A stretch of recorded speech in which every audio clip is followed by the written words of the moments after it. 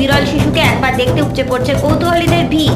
জামুরিয়া আসন্ন নির্বাচনে তৃণমূলের বিরোধিতা করা শাস্তি হলো শ্লীলতাহানি। এখানকার নির্দল প্রার্থী মঙ্গলা পালের অভিজ্ঞতা অন্তত সেরকমই। বালুরঘাটের তপন ব্লকের সজলধারা প্রকল্প পরিণত হয়েছে অচলধারা প্রকল্পে। লক্ষ লক্ষ টাকা তছরূপের অভিযোগ উঠছে এখানকার আরএসপি শাসিত পঞ্চায়েতের বিরুদ্ধে। লিলুয়ায় এক ব্রোকারের রহস্যজনক মৃত্যু, 5 অভিযুক্তের কাউকেই গ্রেপ্তার করতে পারেনি পুলিশ। পলতায় ছাত্রীর শ্লীলতাহানি রুখতে গিয়ে বিপাকে আইআইটির ছাত্র, উঠছে প্রশাসনিক অসহযোগিতার অভিযোগ। ছাত্র সংঘর্ষে উত্তপ্ত আসামের করিমগঞ্জের কলেজ চত্বর, অভিযোগ উঠেছে কলেজ কর্তৃপক্ষের গাফিলতির। নাবালিকাকে অপহরণের চেষ্টার অভিযোগে অভিযুক্ত পুলিশ কর্মী। ঘটনাটি ঘটেছে জলপাইগুড়ির সুকান্তনগর কলোনিতে। হেডলাইন্স নিবেদন করলেন জীবন সমৃদ্ধি মেডিকেল মার্কেটিং লিমিটেড। রায়গঞ্জ হাসপাতাল এখন হয়ে উঠেছে আকর্ষণের কেন্দ্রবিন্দু, আর সব আকর্ষণের মূল কারণ হলো এক সদ্যজাত।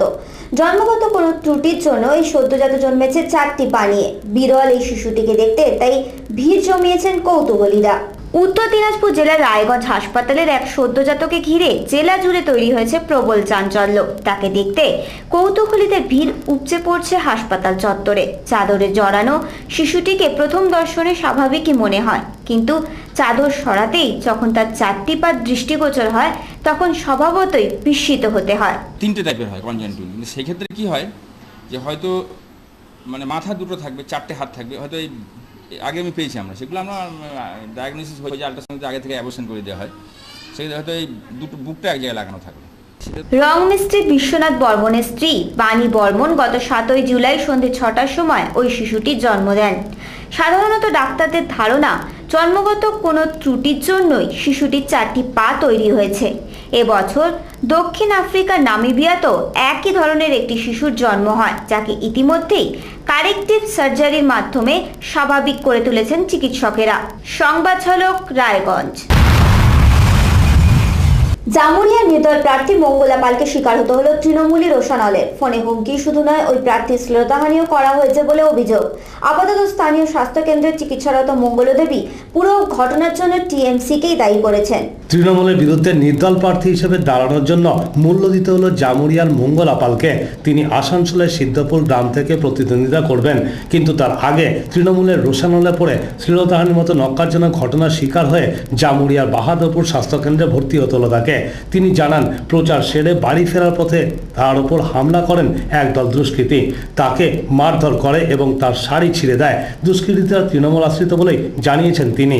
তৃণমূলে ছিলাম। এখন নির্দল কেন হলেন? এখন নির্দল হলাম গ্রামের দুর্নীতি, ওদের দুর্নীতির জন্য। 1 নম্বরের জন্য উনি তৃণমূল সমর্থিত বলছেন, এখানে আমাদের আপত্তি আছে। 2 নম্বর, ওইরকম কোনো ঘটনাই ঘটেনি। তার সঙ্গে থাকা এক মহিলা কর্মীও মঙ্গলা দেবীর বক্তব্যের সমর্থন করেছেন। তাছাড়া নির্দল প্রার্থী হিসেবে দাঁড়ানোর পর থেকেই তাকে হুমকি দেওয়া হচ্ছিল বলে জানান তিনি। অন্যদিকে স্থানীয় তৃণমূল নেতা বিষয়টিকে বিশেষ গুরুত্ব দিতে রাজি হননি। আক্রান্ত মঙ্গলা দেবী জানান, ঘটনার পর কেন্দ্রা পুলিশ ফাঁড়িতে একটি অভিযোগও দায়ের করেছেন তিনি, কিন্তু পুলিশ কোনো ব্যবস্থাই নেয়নি। সংবাদ ঝলক আসানসোল। টিপিপি 86 ভারতের প্রাক্তন প্রধানমন্ত্রী শ্রীমতী ইন্দিরা গান্ধী প্রণীত 20 পয়েন্ট প্রোগ্রামের পরিবর্তিত নাম। শুধু নাম পরিবর্তনই নয়, 20 দফা দাবিকে বিশ্বায়নের যুগে আরও বেশি করে গ্রহণযোগ্য করে তুলতে সরকারের এই পদক্ষেপে সামিল হয়েছে কৃষি বিকাশ শিল্প কেন্দ্র। দারিদ্র দূরীকরণ এবং জীবনধারণের মান উন্নয়ন করার লক্ষ্যে বিভিন্ন প্রকল্প গ্রহণ করতে গিয়ে প্রতিটি জনগণের কার্যক্ষমতা বৃদ্ধির ওপরে গুরুত্ব দিয়েছেন ভারত সরকার। দারিদ্র দূরীকরণ, স্বরোজগার প্রকল্প, শিক্ষা ও স্বাস্থ্যের উন্নয়নে যে প্রকল্প গ্রহণ করা হয়েছিল সেই 20 দফা দাবি বর্তমানে পরিণত হয়েছে টিপিপি 86-এ। 1987 পয়লা এপ্রিল থেকে কার্যকরী হয় টিপিপি 86, আর বর্তমানে এই প্রকল্প রূপায়ণে কাজ করে চলেছে কৃষি বিকাশ শিল্প কেন্দ্র। গ্রামীণ এমপ্লয়মেন্ট জেনারেশন, যেটা ভারতবর্ষের সামনে সবচাইতে বড় সমস্যা, যে জিডিপিকে কন্ট্রোল করতে হলে যতক্ষণ পর্যন্ত আমরা গ্রামীণ ব্যবস্থার পুনরুজ্জীবন করতে না পারবো ততক্ষণ পর্যন্ত ফাইনালি ন্যাশনাল জিডিপি কখনোই কন্ট্রোল করা যাবে না, হাই করা যাবে না।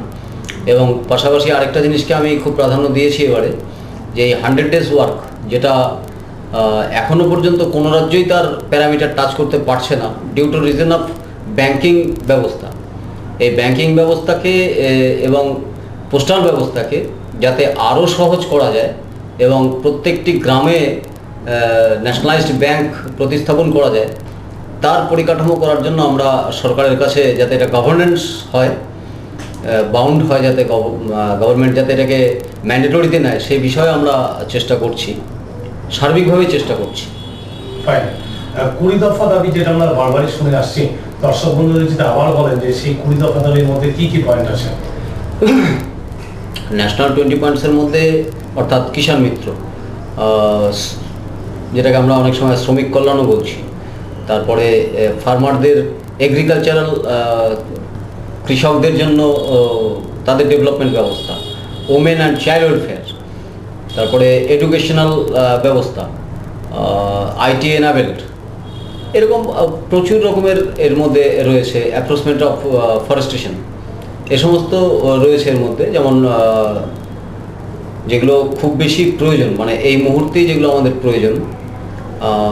এন্টার 20 পয়েন্টসের মধ্যে সেটাকে তো 66 আইটেমে ভাগ করা হয়েছে। এবারে আমরা চাইছি যে প্রাথমিক অবস্থায় যেটা দেখুন খুব একটা সাংঘাতিকভাবেই আমাদের চোখের সামনে ফুটে ওঠে, যে অর্গানাইজ সেক্টর বা সরকারি কর্মী যাদেরকে বলা হয়, তাদের জন্য গভর্নমেন্ট একটা ইন্স্যুরেন্স ব্যবস্থা করেছে, বাধ্যতামূলক ইন্স্যুরেন্স হয়ে যাচ্ছে তাদের। বাট আনঅর্গানাইজ সেক্টর, ধরুন গ্রামের একজন রিক্সাওয়ালা কি একজন কৃষি কাজ করছে, তাদের এই ইন্স্যুরেন্স ব্যবস্থা নেই। তো আমরা কৃষি বিকাশ শিল্পকেন্দ্র থেকে এই গ্রামীণ মানুষের বা শহরাঞ্চলের যারা বিপিএল ভুক্ত মানুষ বা আর্থিক পরিকাঠামোর দিক থেকে এখনও অনুন্নত, তাদের জন্য আমরা এই বীমা পলিসিটাকে বাধ্যতামূলক করাচ্ছি। সংবাদ ঝলক, কলকাতা। বালুরঘাটের তপন ব্লকের সজলধারা প্রকল্প বর্তমানে পরিণত হয়েছে অচলধারা প্রকল্পে। খরাপ্রবণ এই অঞ্চলে পানীয় জল সরবরাহের জন্য লক্ষ লক্ষ টাকা ব্যয়ে তৈরি প্রকল্পের ভগ্নদশাই প্রমাণ করছে পঞ্চায়েতের ব্যর্থতা। বালুরঘাটের তপন ব্লক বরাবরই খরাপ্রবণ অঞ্চল। কি শীত কি গ্রীষ্ম, জলসংকট এখানকার মানুষের নিত্যসঙ্গী। এই জলসংকট দূর করার উদ্দেশ্যে এখানকার আরএসপি পরিচালিত গ্রাম পঞ্চায়েত লক্ষ লক্ষ টাকা ব্যয়ে শুরু করে সজলধারা প্রকল্প। প্রকল্প অনুযায়ী গ্রামে গ্রামে টিউবওয়েল লাগানো হয়, তৈরি করা হয় জলের ট্যাঙ্ক, কিন্তু তারপর কোনো অজানা কারণে প্রকল্প আর বাস্তবায়িত হয়নি। পরিবর্তে টিউবওয়েল ভেঙে গেছে, নষ্ট হয়ে গেছে ট্যাঙ্কগুলিও। গ্রামবাসী থেকে স্থানীয় তৃণমূল নেতা সকলেই অভিযোগ করেছেন পঞ্চায়েত প্রকল্পের নামে লক্ষ লক্ষ টাকা আত্মসাৎ করেছে বলে। আমাদের চোখে কোনো কিছু দেখতে পাইনি, কাগজে কলমে শুনছি অনেক কিছু, জল, পানীয় জল, রাস্তা, অনেক কিছু শোনা যাচ্ছে, কিন্তু চোখে আমরা দেখিনি। যে তবে আরএসপি নেতা তথা পঞ্চায়েত সদস্য সরলা বর্মন এই অভিযোগ অস্বীকার করেছেন। তিনি দায় চাপিয়েছেন জনস্বাস্থ্য দপ্তরের কাঁধে। আর জনস্বাস্থ্য দপ্তর জানিয়েছে বিদ্যুৎ সংযোগ না পাওয়ায় কাজ শুরু করতে পারেনি তারা। সংবাদ ঝলক, বালুরঘাট। সংবাদ ঝলক এখন সময় হয়ে গেছে ছোট্ট একটা বিরতির। খবর আরো অনেক আছে, আমাদের সঙ্গে থাকুন, দেখতে থাকুন। আজকের স্থপতিরা গড়বে কালকের ভারত, আর কালকে সেই উজ্জ্বল নক্ষত্রদের গড়ে তুলবে Patanagar institute of engineering, management and science. বিশ্বমানের ফ্যাকাল্টি, সর্বাধুনিক শিক্ষা ব্যবস্থা এবং সুনিশ্চিত প্লেসমেন্ট বিআইইএমএস কে দিয়েছে আলাদা পরিচিতি। তাই বিআইএমএস মানেই করব কিছু বিশেষ। বিশদ জানতে যোগাযোগ BIMS, Maheshtala, Kolkata 141, দূরভাষ 24900011।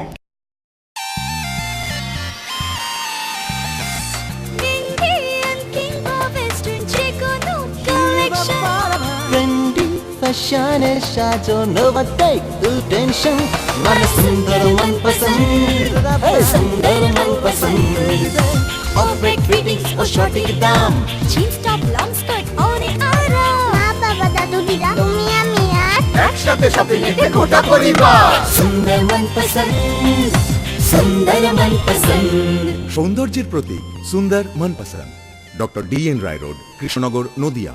Zakir Hossain institute of polytechnic শিক্ষার্থীদের জন্য নিয়ে এলো ইলেকট্রিক্যাল, সিভিল, মেকানিক্যাল, ইলেকট্রনিক্স এবং কম্পিউটার সায়েন্স নিয়ে পলিটেকনিক ইঞ্জিনিয়ারিং পড়ার সুযোগ। মুর্শিদাবাদের বুকের শিক্ষাকে এগিয়ে নিয়ে যাওয়ার অনন্য প্রয়াস। Zakir Hossain institute of polytechnic, Aurangabad, Murshidabad, দূরভাষ 03485 263028। মডার্ন সার্জারি, উন্নত ফার্টিলিটি সেন্টার, সর্বাধুনিক পরিকাঠামো, ডবল টেবিল, ওটি কমপ্লেক্স, সব শ্রেণীর মানুষের জন্য সুচিকিৎসা। আরামবাগ শহরের প্রথম বেসরকারি হাসপাতালে দেবনাথ হাসপাতাল, জেলা শহরের সুচিকিৎসার নতুন ঠিকানা। দেবনাথ হাসপাতাল, আরামবাগ, হুগলি। দূরভাষ 0321125859।